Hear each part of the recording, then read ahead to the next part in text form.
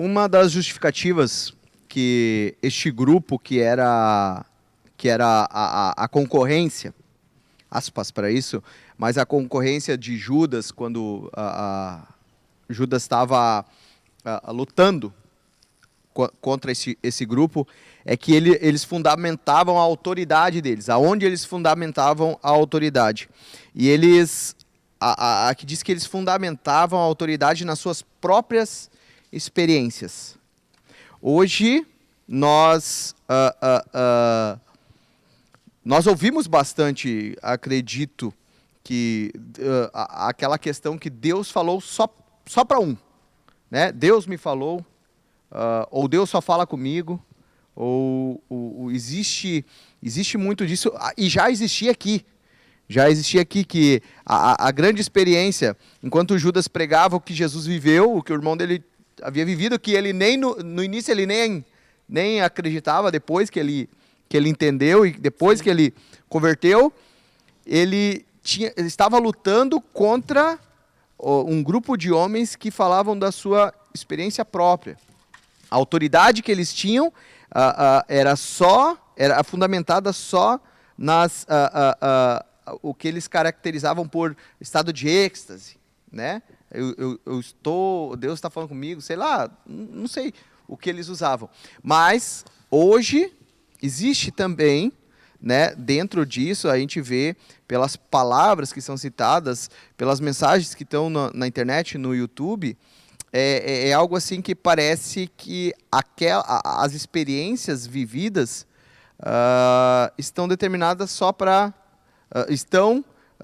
determinado indivíduo, né? Aonde causa até pode causar uma frustração para quem está vendo. Meu Deus, eu nunca vou alcançar isso. Eu nunca vou estar no estágio em que ele está. Tal é o discurso que é apresentado. Sim. Tipo, o discurso algo que é demais, né? Demais, é um discurso apresentado que nós, meros seres humanos, não vamos alcançar nunca. Só que, voltando ali para Timóteo, Paulo diz assim, que eles falam, mas nem sempre eles vivem.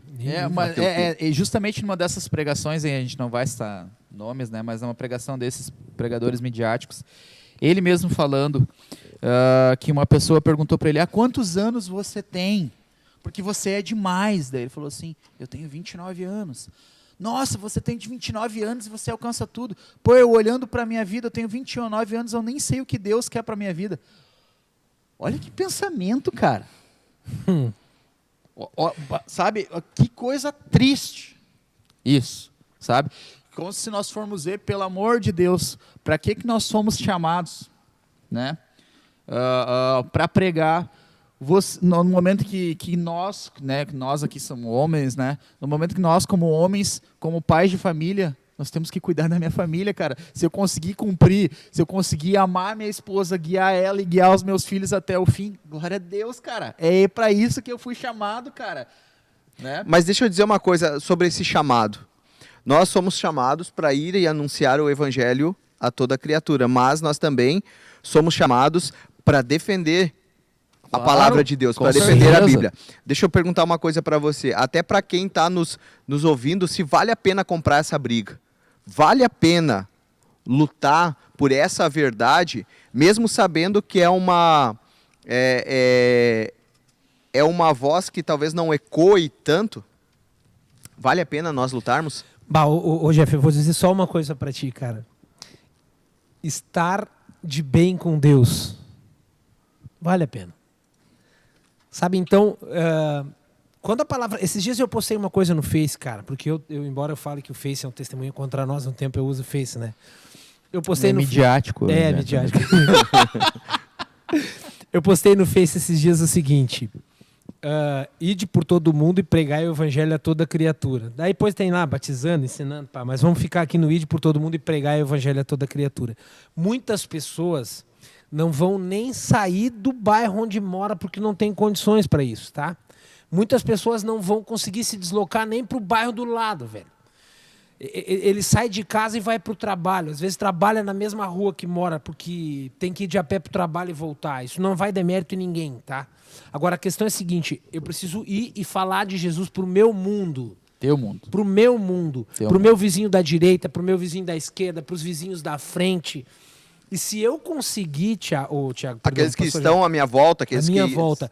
E tipo, e mesmo que a minha voz não ecoe, cara, mesmo que a minha voz não ecoe mundo afora, nessa apologética, eu nem sou tão apologeta assim, tá? Eu não sou de comprar muita briga, não. Esse negócio aqui entre nós aqui, no programa Quebra-Cabeça, porque é o nosso propósito, mas eu não sou um cara de comprar muita briga. Ao menos assim, aberta e publicamente. Agora, se eu com a minha voz não ecoar... Não importa, não ecoar tanto. Agora, se eu conseguir, cara, a palavra fala, se você converter... Não vou converter ninguém, né? Mas entenda.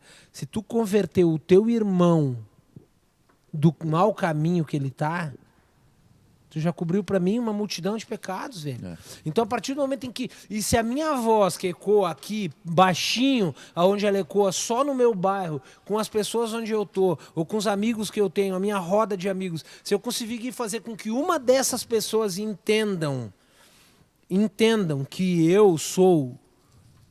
que Cristo é o centro do meu coração e não que eu sou o coração, o centro do coração de Deus, já está bom para mim. Então vale a pena porque eu estou adorando a Deus com isso. Quanto mais pessoas atingir, melhor.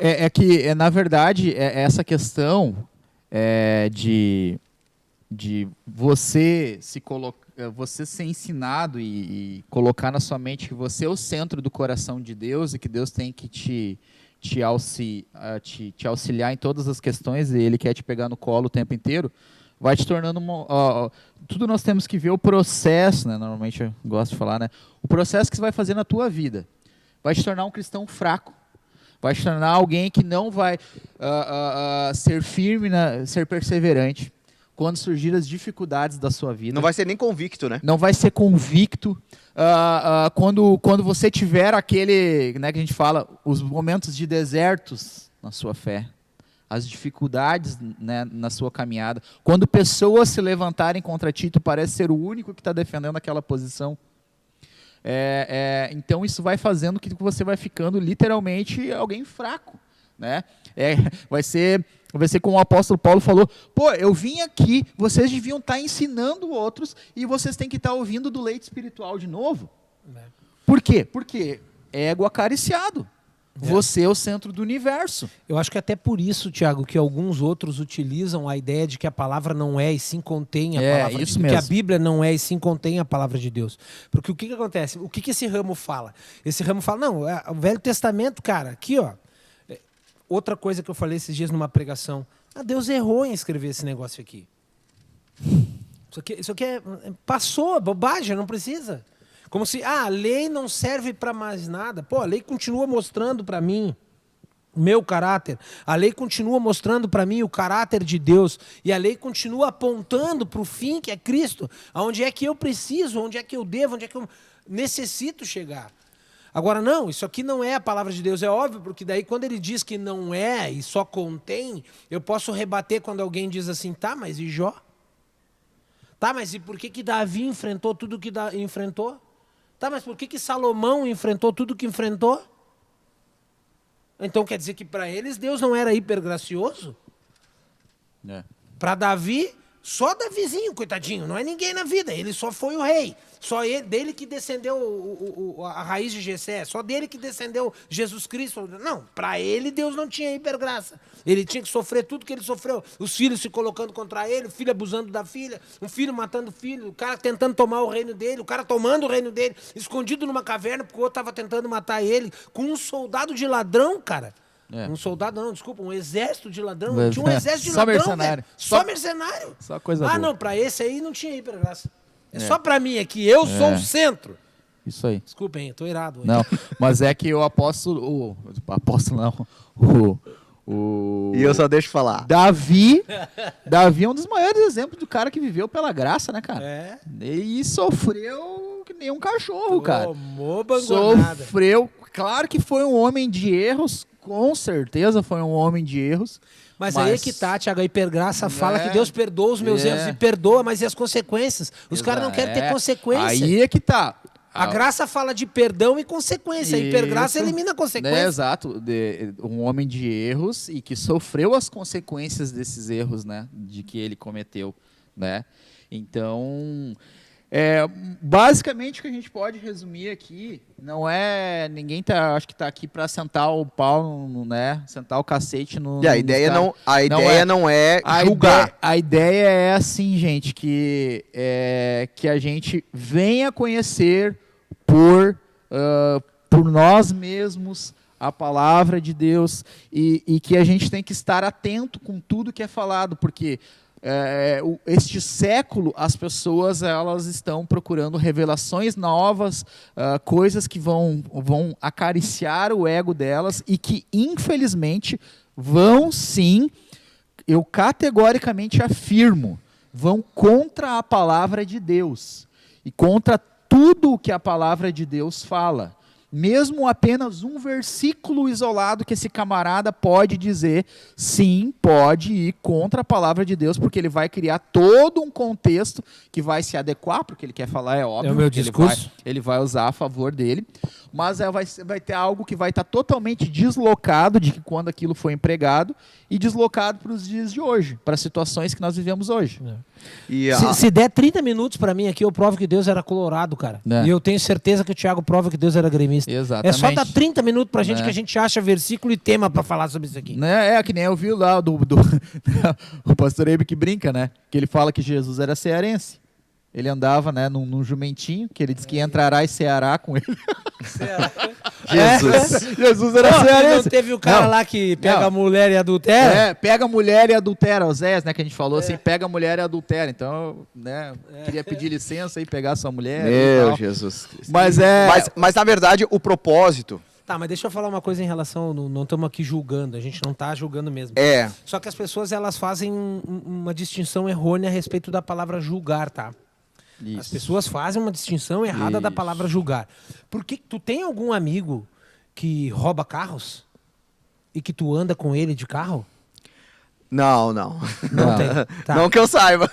Perfeito. Eu acho que não. Se tu soubesse, tu andaria com ele? Com certeza não. Acredito que não, né? Por quê? Não, porque poderia ser pego, né? E preso, né? Com certeza. Então tu não julgou que não era legal andar com ele pra te não correr o risco de ser preso? É esse julgar que a gente precisa entender, cara. A palavra de Deus diz julga todas as coisas. Isso.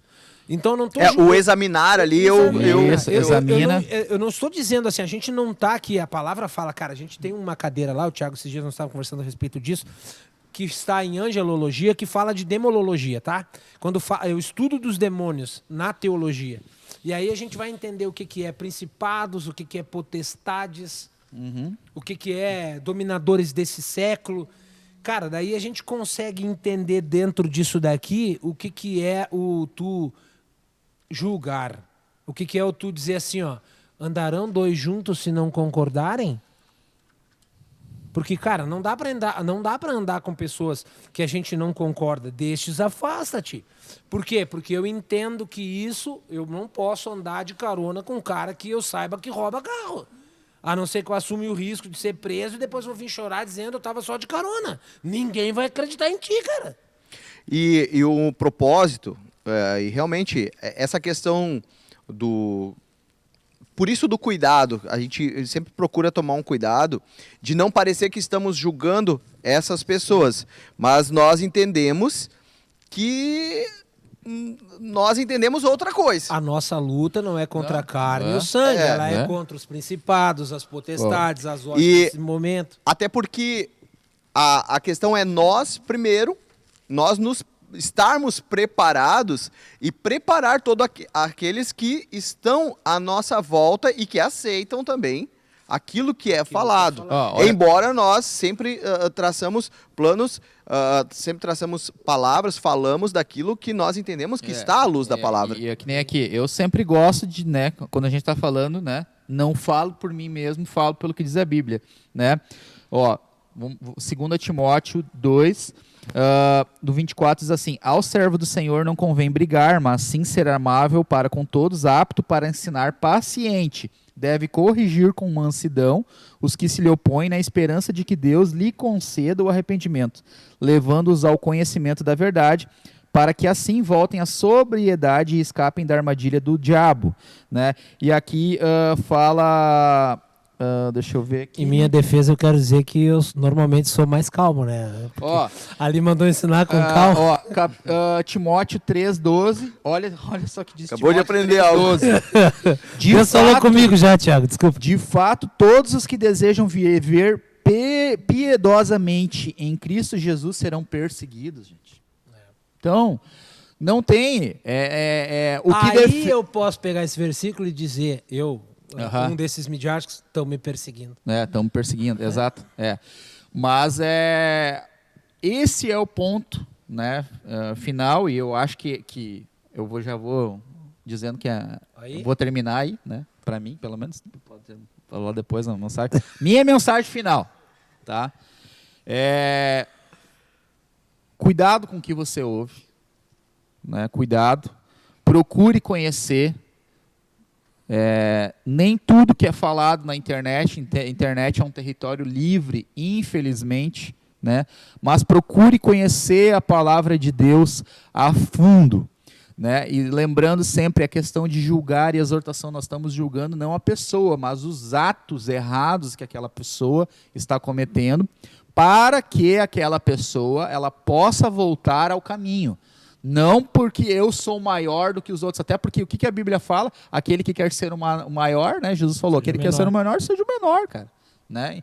Então, é essa a mensagem que eu deixo e sobretudo, que nós possamos empregar o nosso tempo, né? Que a gente venha empregar o tempo, né? Buscando, conhecendo a palavra de Deus, porque aí sim a gente vai, além de trazer crescimento e poder falar para as outras pessoas com propriedade, a gente vai se defender desses falsos ensinos, né? Que infelizmente a tendência é crescerem cada vez mais, né?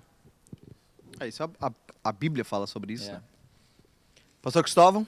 Obrigado, hein? Cristóvão? Não. Perdão. Não, eu recebo a bênção do pastor Cristóvão. Edita aí. Não, deixa.